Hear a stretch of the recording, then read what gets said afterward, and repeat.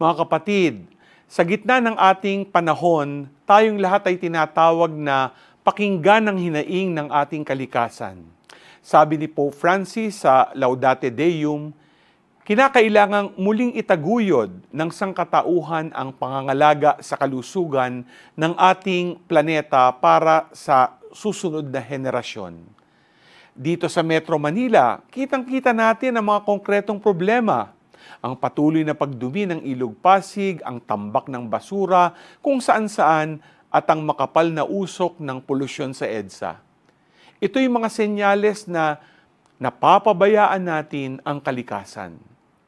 Sa mensahe ni Pope Francis para sa World Day of Prayer for the Care of Creation, pinaalala niya na dapat nating pakinggan ang iyak ng kalikasan at ang iyak ng mga dukha. Ang dalawang iyak na ito ay magkaugnay.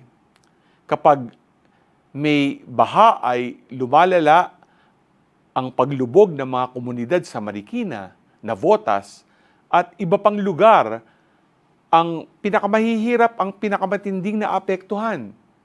Hindi natin pwedeng hayaang magpatuloy ang ganitong sitwasyon. Tayo ang tinatawag upang kumilos at maging boses ng kalikasan at ng ating mga mahihirap. Ngunit hindi sapat ang mga personal na pagsisikap lamang.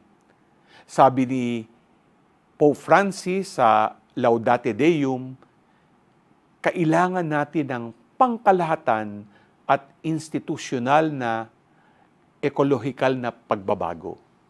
Ibig sabihin nito, kailangan nating hikayatin ng gobyerno at mga institusyong panlipunan na magpatupad ng mas mahigpit na batas para sa kalikasan.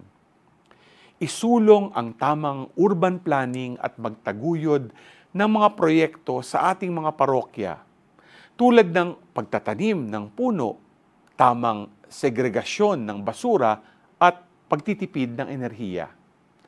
Mga kapatid, pakinggan natin ang panawagan ng Santo Papa.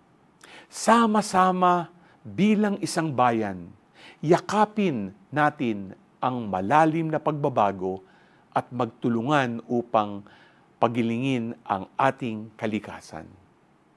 Hindi lang ito isang responsibilidad, ito'y ating moral na tungkulin.